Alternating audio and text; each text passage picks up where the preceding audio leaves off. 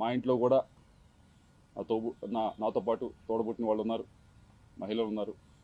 మా ఇంట్లో మహిళలకి ఒక న్యాయం, బయట మహిళలకు ఒక న్యాయం అని భావించే వ్యక్తిని నేనైతే కాదు. అది తమరు గుర్తు పెట్టుకోవాలని చెప్పి తెలియజేస్తా ఉన్నాను. రెండో విషయం, ఏదో ల్యాండ్ విషయం అని చెప్పి మాట్లాడారు. ఏదో విశాఖపట్నంలో ఏదో ల్యాండ్ ఉంది అది ఇది అని మాట్లాడటం జరిగింది. అమ్మ, మేము 45 సంవత్సరాలుగా 1977 నుంచి విజ్ఞాన విద్యా సంస్థ నడుపుతా ఉన్నాం. ఈ 45 సంవత్సరాలు పైగా ఉన్న ప్రయాణంలో ఆంధ్ర రాష్ట్రంలో కాదు దేశం మొత్తం ఎక్కడా కూడా, ఆంధ్ర రాష్ట్రంలో కాదు దేశం మొత్తంలో ఎక్కడా కూడా గవర్నమెంట్కి మేము రిక్వెస్ట్ పెట్టి మాకు ల్యాండ్ అలాట్ చేయండి అని చెప్పి ఒక్క దగ్గరన్నా మేము ల్యాండ్ అలాట్ చేయించుకున్న దాఖలాలు ఉంటే దయచేసి మీడియా మిత్రులకు చూపించాలి, లేకపోతే బయటికి తీసుకొచ్చి చూపించండి.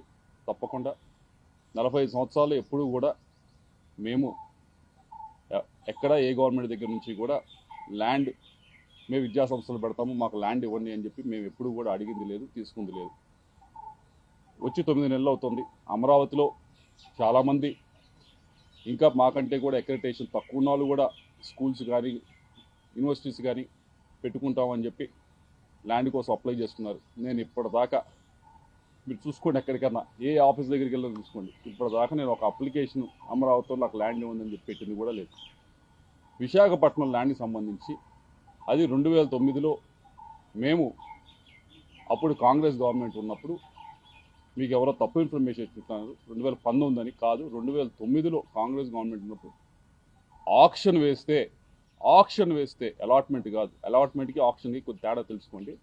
ఆక్షన్ వేస్తే ఫెయిర్ ఆక్షన్లో మిగతా వాళ్ళతో పాటు మేము ఆక్షన్లో పాల్గొని హయ్యెస్ట్ రేట్, అప్పటికి ఇప్పటికీ ఎడ్యుకేషన్ ఇన్స్టిట్యూషన్ హయ్యెస్ట్ రేట్ పెట్టి తీసుకున్నది మేము.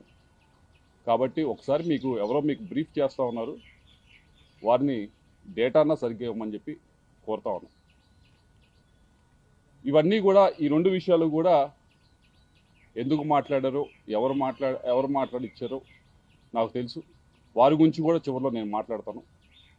అయితే ఈ రెండు విషయాలు కూడా, ఒకటి క్యారెక్టర్ అసోసియేషన్ చేసేది ప్రయత్నం మీది, ఏదో డేటా గురించి ఫోన్ డేటా గురించి ఏదో మాట్లాడి, రెండవది ఈ ల్యాండ్ ఇష్యూ వేసి మన టాపిక్ ఎలాగోలా డైవర్ట్ చేద్దామనే ప్రయత్నం మీరు చేస్తూ ఉన్నారు.